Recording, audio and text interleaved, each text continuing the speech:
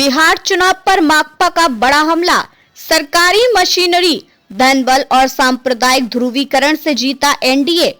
ECI पर पक्षपात का आरोप, एनआरसी जैसी साजिश का दावा। विस्तृत बड़ी खबर। इनपुट के सभी तत्वों को रखते हुए और भी गहराई व संदर्भ जोड़कर बिहार विधानसभा चुनाव में सत्तारूढ़ एनडीए गठबंधन की भारी जीत के बाद देश की राजनीति में नया विवाद खड़ा हो गया है। विपक्षी महागठबंधन की प्रमुख सहयोगी कम्युनिस्ट पार्टी ऑफ इंडिया मार्क्सवादी सीपीआईएम ने रविवार को जारी अपने तीखे प्रेस बयान में दावा किया कि एनडीए ने सरकारी मशीनरी का दुरुपयोग, वोटों में हेरफेर, बड़े पैमाने पर धन संसाधनों और बाहरी कार्यकर्ताओं का इस्तेमाल कर चुनाव जीता। पार्टी ने यह भी आरोप लगाया कि प्रधानमंत्री नरेंद्र मोदी, गृह मंत्री अमित शाह सहित शीर्ष भाजपा नेताओं की सांप्रदायिक और जातिवादी बयानबाजी, जिसे कॉर्पोरेट मीडिया ने अत्यधिक प्रचारित किया, उन्होंने चुनाव परिणामों को निर्णायक दिशा दी और भारत ब्लॉक द्वारा उठाए गए वास्तविक जन मुद्दे,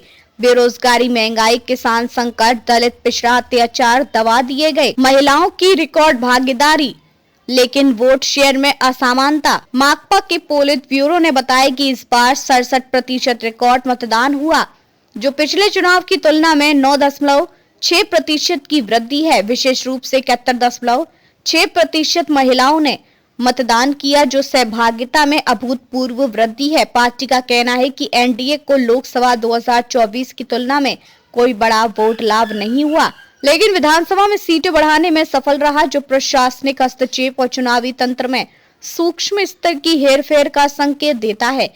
ईसीआई पर सबसे गंभीर आरोप, एसआईआर के नाम पर एनआरसी की पिछले दरवाजे से शुरुआत। माकपा ने कहा कि चुनाव आयोग द्वारा चलाया जा रहा स्पेशल इंटेंसिव रिवीजन एसआईआर सिर्फ एक मतदाता सूची अपडेट प्रक्रिया नहीं है, बल्कि भाजपा आरएसएस की एक सोची समझी सियासी परियोजना है।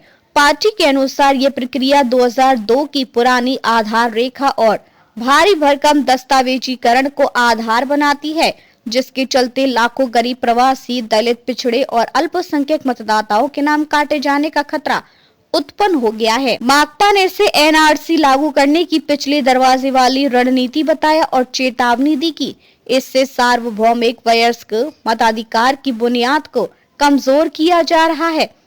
यह लोकतंत्र पर सबसे बड़ा हमला है। पार्टी का ऐलान, देश भर में अभियान चलाने, किसी भी वैध मतदाता का नाम नहीं कटने देंगे। सीपीआईएम ने घोषणा की कि वह ईसीआई की भूमिका की विस्तृत जांच करेगी, मतदाता सूची से नाम काटने के संगठित प्रयासों का पर्दाफाश करेगी और पूरे देश में व्यापक जन अभियान छेड़ेगी। पार्टी ने जनता से भी सावधान रहने की अपील की, फर्जी वोटर जोड़े जाने के प्रयासों पर नजर रखें, ईसीआई भाजपा की मिलीभगत को विफल करें। दिल्ली बम विस्फोट पर केंद्र को घेरा, ऑपरेशन सिंदूर के दावे की पोल खुली। हाल ही में दिल्ली में हुए भीषण बम विस्फोट में 13 लोगों की मौत के बाद भी माकपा ने केंद्र सरकार को कटघरे में खड़ा किया। पार्टी ने कहा कि यह हमला दिखाता है कि एक बड़ा नेटवर्क सक्रिय है और सरकार सुरक्षा देने में विफल रही है।